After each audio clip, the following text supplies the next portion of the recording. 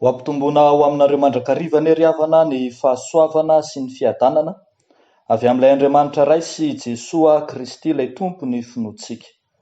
Amen. Aoka hiombona amin'izao vavaka izao isika. Andriamanitra ray o, Andriamanitra tia anay ianao, Andriamanitra be voninahitra, Andriamanitra tsy toa, omenay ny dera sy ny laza ny voninahitra hatramin'ny taloha indrindra sy ankehitriny ary ho mandrakizay. Ankehitriny izay ray o faly manandratra ny anaranao noho ny amin'ny fahavelomana omenao anay, noho ny fiantrana sy ny famindramponao, noho ny fanekenao hiteny aminay isan'andro, ary dia amin'ity anio ity indray no andrenesanay ny sitraponao arak'izay hita ao amin'ny soratra masina. Koa mamangia anay Tompo amin'ny alalan'ny teninao ary angatahanay amin'ny anaran'i Jesoa Kristy sy ny fanatrehan'ny fanahy masina izany vavaka izany. Amen. Ny bokin'ny Eksodosy toko 7:30 andininy 2:20 hatramin'ny 7:20 no mofinaina voalahatra ao antsika anio indray ry havana. Eksodosy toko 7:30 ny andininy 2:20 hatramin'ny 7:20. Vakina amin'ny anaran'ny Tompo manao hoe: ary hoy Mosesy tamin'i Jehova, indro fa ianao milaza amiko hoe ento miakatra ity firenena ity, ary ianao tsy mbola nampahafantatra ahy izay hirahanao hiaraka amiko, kanefa ianao efa nilaza hoe mahalala anao tokoa aho, ary efa nahita fity eo imaso koa ianao.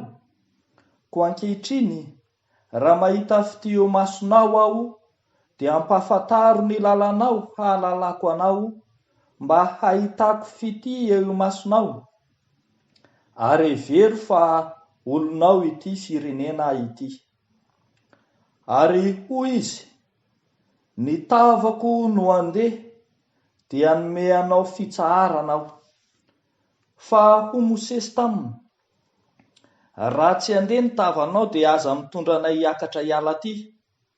Fa inona nefa no ahafantarana fa ahita fity eo imasonao izao sy ny olonao?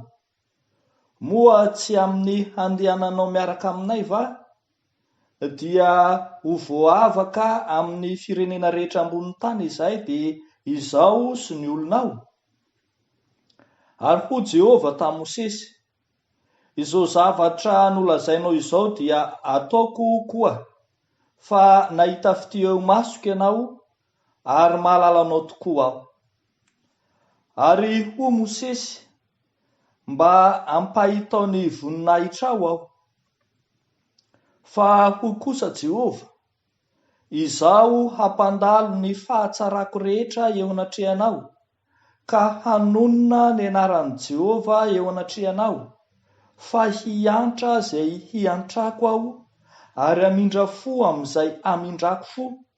Ary ho koa izy, tsy mahazo mahita ny tavako ianao, fa tsy misy olona mahita ka ho velona. Dia ho Jehova, indro misy fitoerana eto anilako, dia hijanona eo ambony harambato ianao. Koa raha mandalo ny voninahitro, dia ataoko eo antsefaky ny harambato ianao, ka hosaronako ny tanako ianao mandra-pandaloko. Dia hanaisotra ny tanako aho, ka hahita ny voko ianao, fa ny tavako tsy ho hita. Ray masino, manamasinana amin'ny fahamarinana, ny teninao no fahamarinana. Amen. Ry havana malala ao amin'ny Tompo, ity mofinaina ity dia mampiseho antsika ny fihaonan'i Jehovah Andriamanitra tamin'i Mosesy tao anatin'ny tranon'ilay fihaonana tany anefitra, raha nijanona tao anatin'ny toby ny zanak'Israely rehetra.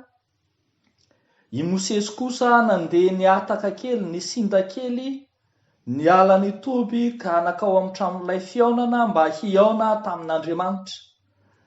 Tamin'izany no nisy ny dinidinika ny fanaovany Jehovah'Andriamanitra sy Mosesy, nisy resadresaka ny fanaovany ny amin'izay nanomezana baiko an'ny Mosesy hitondrana ireto vahoaka reto hiakatra ho any amin'ny tany Kanana.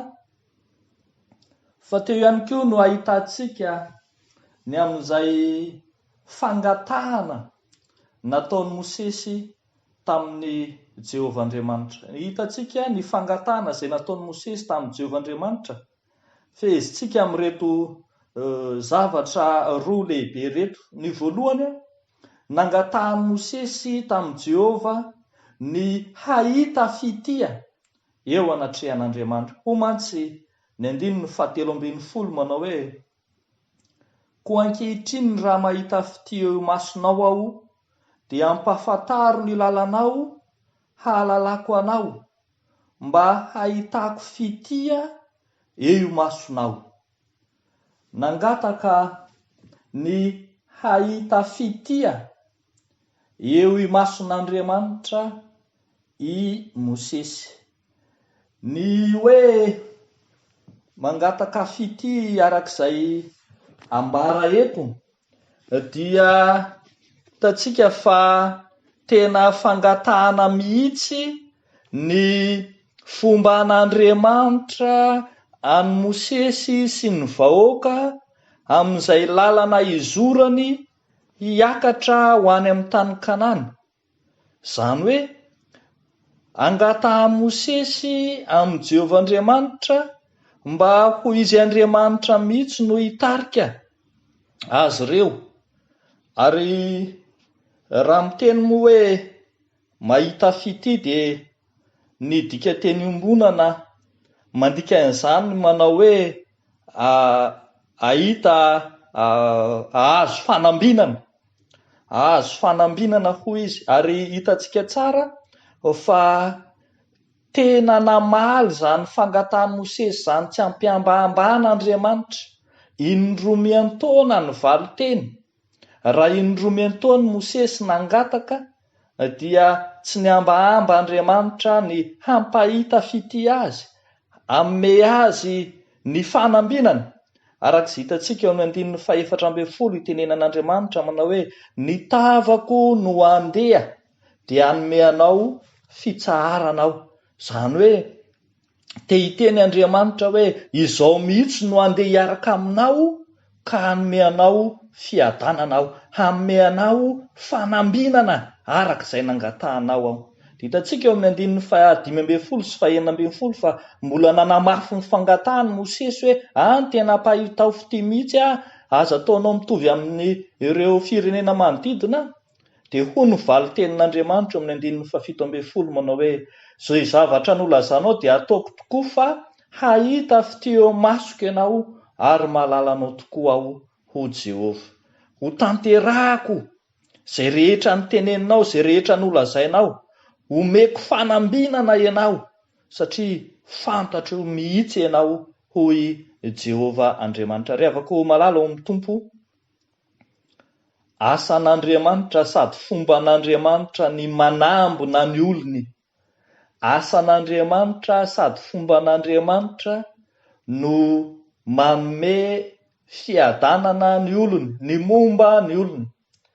Tsy adala akory Andriamanitra naniraka ny Mosesy hitondra ireo vahoaka marobe niala tany Egipta ho any amin'ny tany Kanana, fa mampahatsiaro mandrakariva Andriamanitra fa izay irahany dia tahiny, izay irahiny dia ombany, na dia asa lehibe aza hitondra ilay firenena hiakatra dia mampanantena kosa fomban'Andriamanitra, mampanantena fanambinana, ka tsy tokony hiraviravy tanana intsony ny mpanompo izay nirahany. Rehavako malala, isika tsiraray avy koa mety manana iraka na mission, mety tsy kely, mety lehibe izay nampanaovin'Andriamanitra antsika.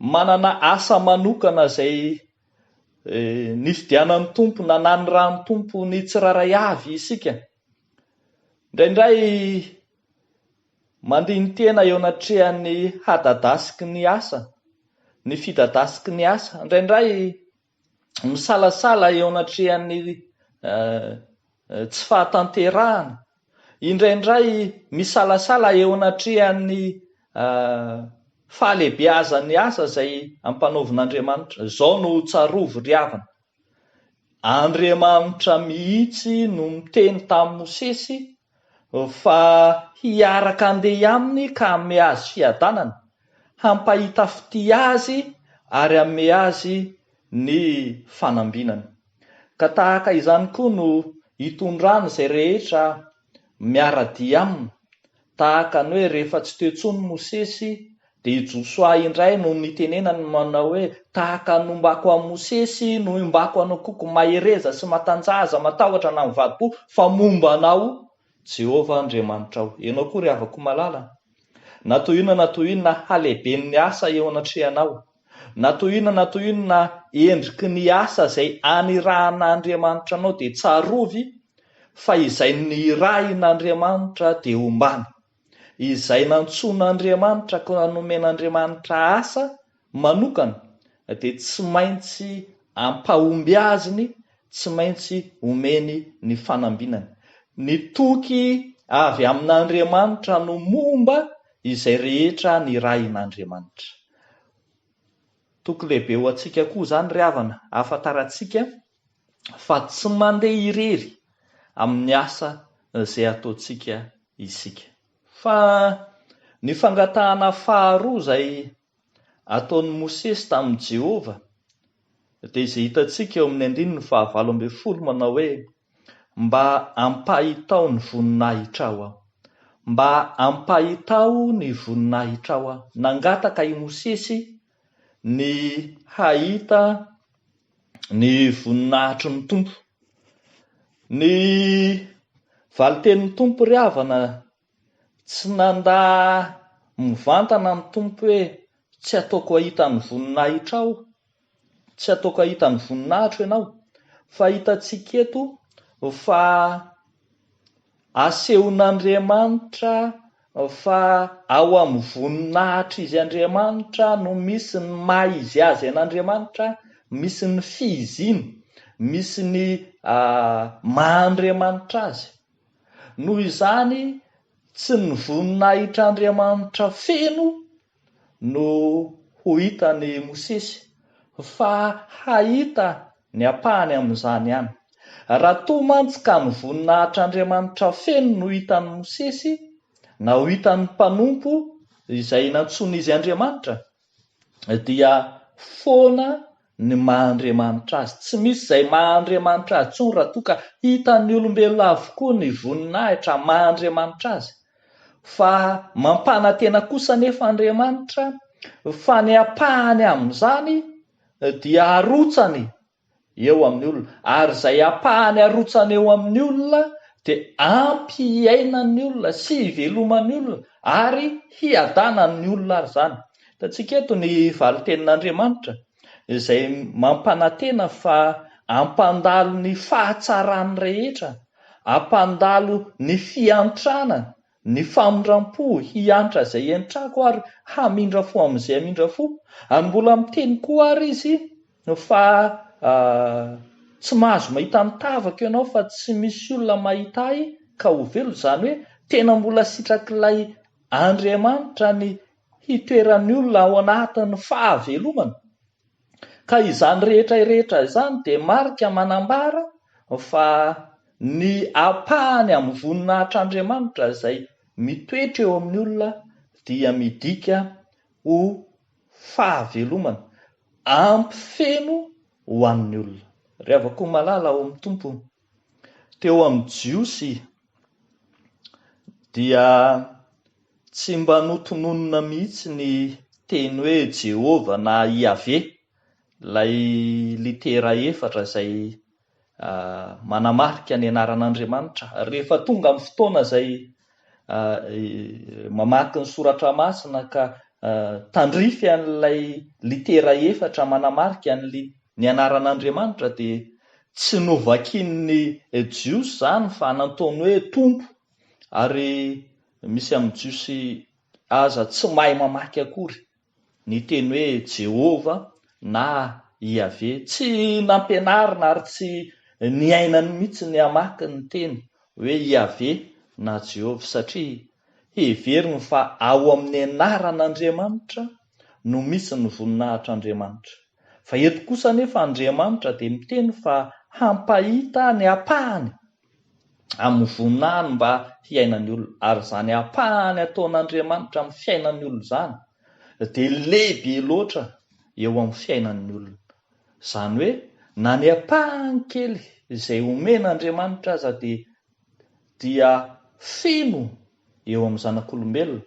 Noho izany tsy ilain'ny zanak'olombelona ny ahita ny manontolo amin'ny voninahitr'Andriamanitra. Ry havako malala ao amin'ny tompo, itsika rehetra ihany koa arak'izany dia miandrandra sy manome zany voninahitr'Andriamanitra izany mandrakariva eo amin'ny androm-piainantsika rehetra. Izay tokony ho tsaroantsika dia ny hoe ny anjarantsika ny manome ny voninahitr'Andriamanitra, fa anjaran'Andriamanitra ny mandrakotra antsika amin'ny apahany, amin'ny voninahiny mba hiainantsika amin'ny fiadanana, mba hahazoantsika fahavelomana, mba hiainantsika amin'ny famondram-po sy ny fahatsaràn'Andriamanitra rehetra.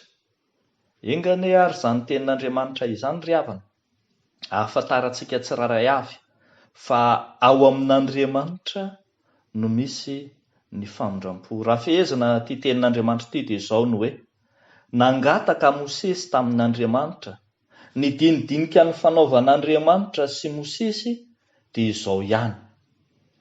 Mosesy nangataka tamin'Andriamanitra, Andriamanitra kosa nampanantena fa hahita sy hiaina feno ny fahasoavany, ny fahatsarany ny zanak'olombelona, ny mpanompo izay irahany. Ary ho aminao izany fahasoavan'Andriamanitra izany.